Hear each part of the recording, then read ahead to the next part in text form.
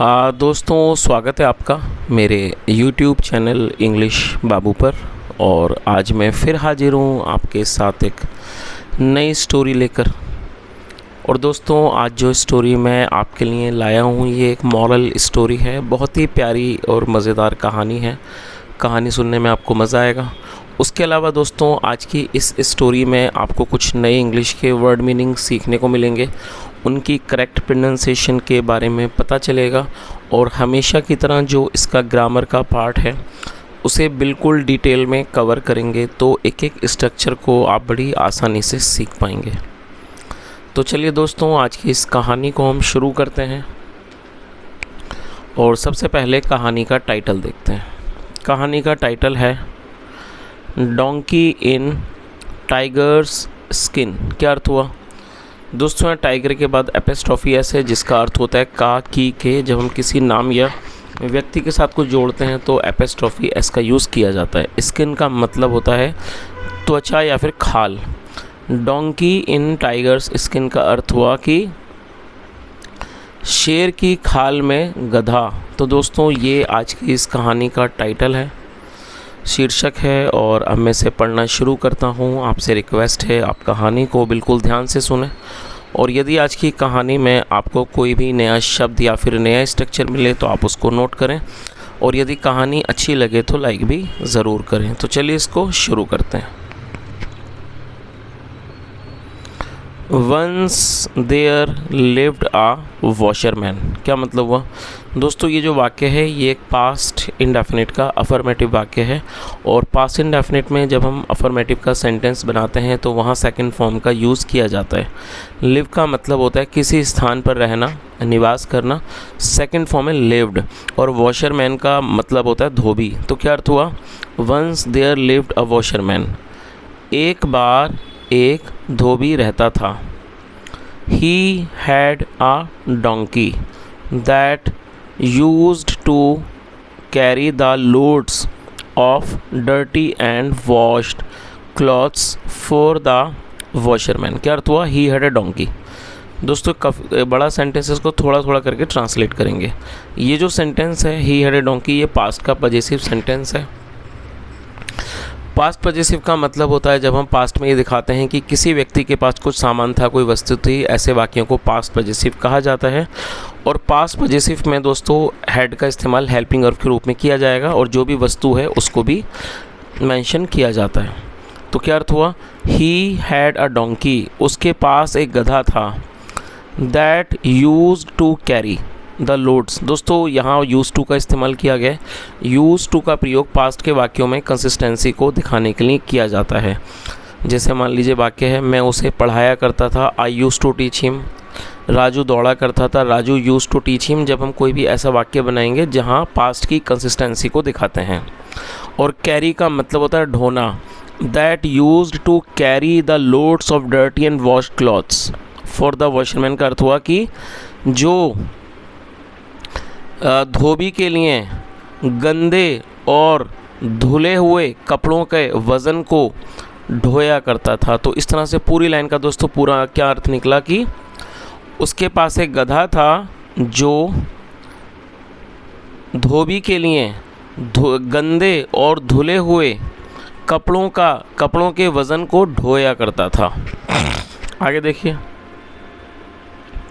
As the washerman could not earn much, the donkey was often left hungry। क्या अर्थ हुआ? as the washerman could not earn much। दोस्तों, could का जो प्रयोग है पास्ट के वाक्यों के अंदर पॉसिबिलिटी को या फिर एबिलिटी को दर्शाने में होता है। जैसे कि as का मतलब जैसे कि as the washerman could not earn much, जैसे कि धोबी ज़्यादा नहीं कमा पाता था। the donkey was often left hungry। left का मतलब होता है रह जाना और hungry मतलब भूखा।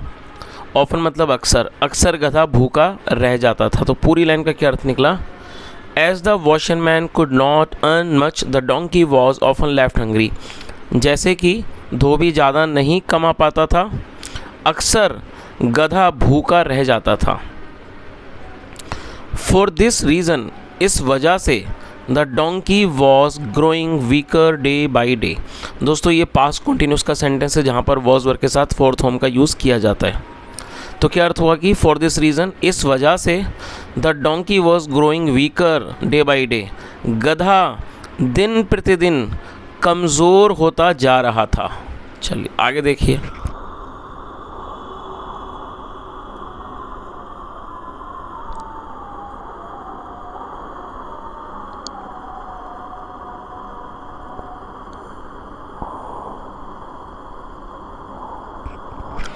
One day, the washerman was going to another village because of some work। दोस्तों ये जो सेंटेंस है ये पास्ट कॉन्टिन्यूस का सेंटेंस है।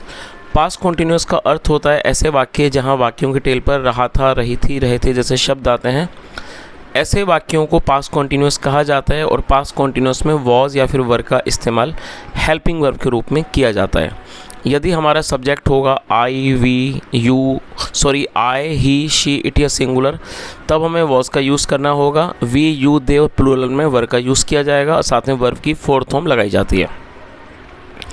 तो यहाँ जो सब्जेक्ट है द वॉशरमैन वो सिंगुलर है जिसके साथ वॉज का इस्तेमाल किया गया है।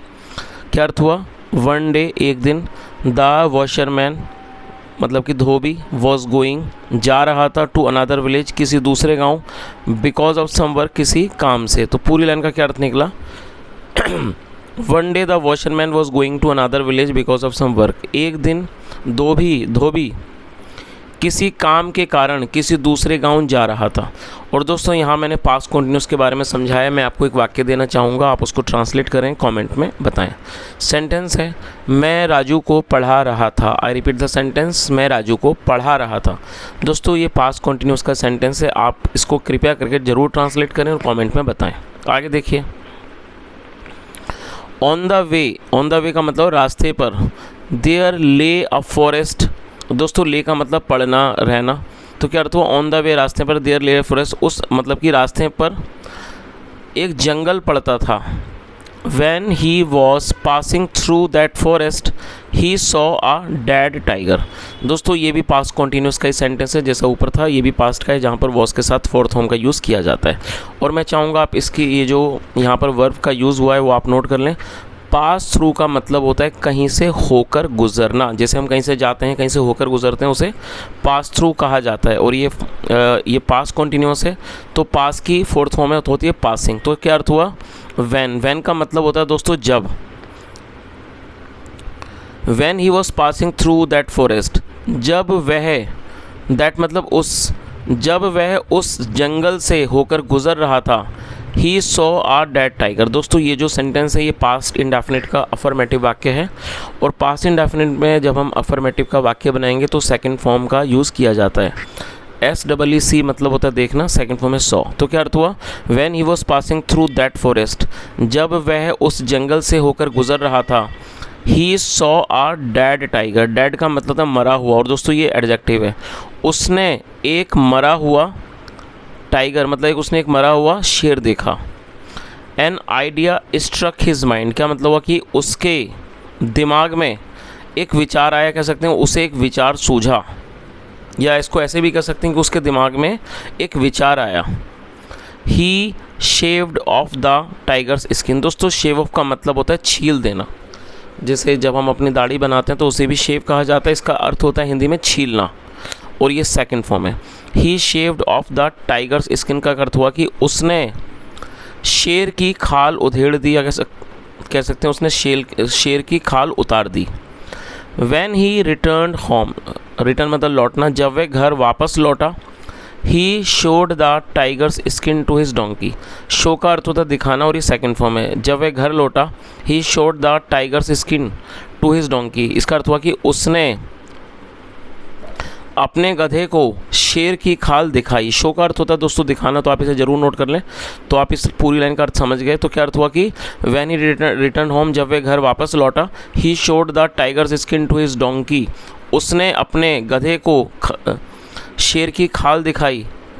एंड सेड, और कहा, you work for me whole day and night. तो उसने क्या कहा?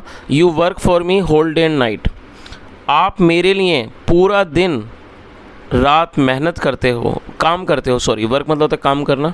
तो उसने अपने गधे से क्या कहा? You work for me whole day and night, तुम मेरे लिए पूरा दिन और रात काम करते हो। Still I can't afford to give you much to eat because of my poor condition. दोस्तों बड़ा सेंटेंसेस को थोड़ा थोड़ा करके ट्रांसलेट करते हैं।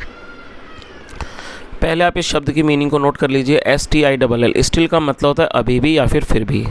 तो इसका मतलब क्या हुआ, उसने अपने गधे से क्या कहा कि you work for me whole day and night, तुम मेरे लिए पूरा दिन रात काम करते हो, स्टिल फिर भी, आई कांट अफोर्ड मतलब सहन करना, मैं सहन नहीं कर पाता हूँ, to give you much to eat, तुम्हें ज़्यादा मतलब कि खाने को देना जो है, afford to give you much to eat मतलब मैं तुम्हें अधिक खाने को नहीं दे पाता हूँ, because of my poor condition, अपनी गरीब स्थिति की वजह से। पुअर कंडीशन का मतलब होता है गरीब स्थिति। आगे देखिए,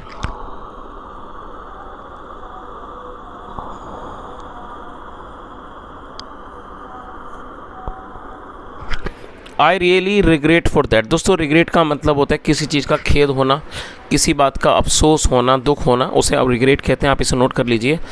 तो इसका क्या अर्थ हुआ, I really regret for that, मुझे इसके लिए वास्तव में अफसोस है, कहते हैं मुझे इसके लिए वास्तव में खेद है, या भी ऐसे भी कह सकते हैं मुझे इसके लिए वास्तव में दुख है, खेद है या फिर अफसोस है।